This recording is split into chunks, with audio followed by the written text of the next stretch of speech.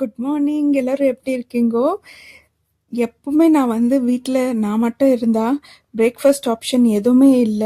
அந்த மாரி சிச்சுவேஷன்ல வந்துட்டு எனக்கு பிரெட்டு எதனா ஒரு பிரெட் ஆம்லெட்டோ, அந்த மாரி சாப்பிடணும்னு தான் எனக்கு தோணும்.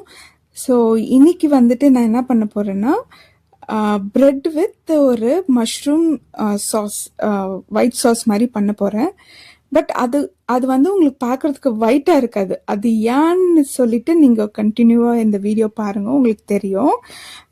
கொஞ்சம் ஹெல்த்தியா பண்ணலான்னு சொல்லிட்டு இந்த மாதிரி ட்ரை பண்ணேன். டேஸ்ட் வைஸ் எந்த டிஃப்ரென்ஸுமே இருக்காது. ஒயிட் சாஸ் வந்துட்டு எப்படி இருக்கும், அதே டேஸ்ட்ல தான் இருக்கும். ஸோ மஷ்ரூம் வந்துட்டு இது ஜாஸ்தி எனக்கு மட்டும் செய்யறதுக்குன்ட்டு நான் பாதி எடுத்துட்டு பாதி வந்துட்டு அது மேலே இருக்கிற மட்டு மட்டும் நம்ம டிஷ்யூ பேப்பரில் தொடச்சி ஒரு பாக்ஸில் போட்டு வச்சுட்டு ஒரு 2 டேஸில் எடுத்து யூஸ் பண்ணிக்கலாம். நல்லாயிருக்கும். ஸோ ஃபஸ்ட்டு மஷ்ரூம் எல்லாம் நல்லா கழுவி நம்ம கட் பண்ணி வச்சுக்கணும். நெக்ஸ்ட்டு இதுக்கு என்னென்ன தேவைன்னா, கார்லிக் வந்து சின்ன சின்னதாக கட் பண்ணிக்கணும். ஃபஸ்ட்டு வந்து பட்டர் போட போகிறோம். பட்டர் போட்டுட்டு அதில் கார்லிக்கை நல்லா சாட்டே பண்ணிக்கணும். அப்புறமேட்டு ஒரு சின்ன வெங்காயமும் நல்லா சாட்டே பண்ணிக்கணும். ஸோ ப்ரெட் வந்துட்டு நான் ஜெப்டோலேருந்து ஆர்டர் பண்ணியிருந்தேன். அது வந்துடுச்சு, ப்ரெட்டும் சீஸும். பட் இப்போ வந்து வேறு க்யூப் சீஸ் தான் போட்டேன்.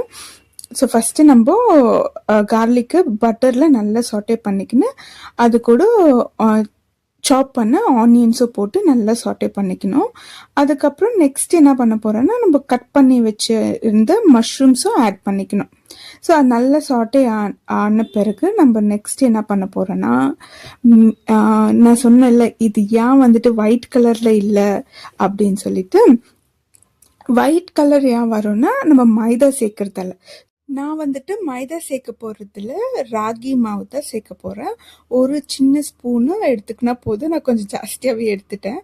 ஸோ அது நல்லா தண்ணியில் நல்லா கரைச்சிட்டு, இப்போ இந்த சாட்டே பண்ணியிருக்கிறதுல வந்து நம்ம கொஞ்சம் பால் ஊற்றிக்கணும். பால் ஊற்றிட்டு இந்த ராகி ஃப்ளார் வந்துட்டு அதில் போட்டு மிக்ஸ் பண்ணிவிட்டு நல்லா கொஞ்சம் திக்காகிற டைமில் கொஞ்சம் உப்பு, கொஞ்சம் மிளகுத்தூள், சில்லி ஃப்ளேக்ஸு, ஒரிகானோ எல்லாம் போட்டுட்டு நல்லா மிக்ஸ் பண்ணணும்.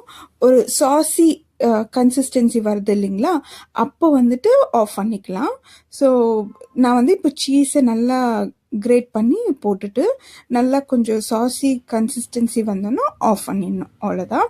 ஸோ நெக்ஸ்ட் வந்துட்டு நம்ம ப்ரெட்டை டோஸ்ட் பண்ணிவிட்டு ப்ரெட் மேலே ஸ்ப்ரெட் பண்ணி சாப்பிட போகிறோம்.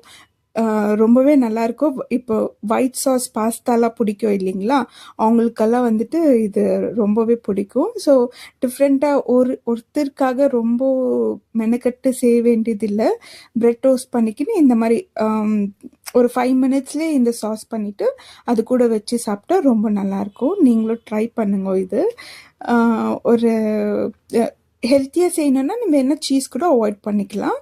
ஸோ இப்படி தான் என்னோடய பிரேக்ஃபாஸ்ட் போச்சு. தேங்க்யூ ஸோ மச் ஃபார் வாட்சிங். பாய்.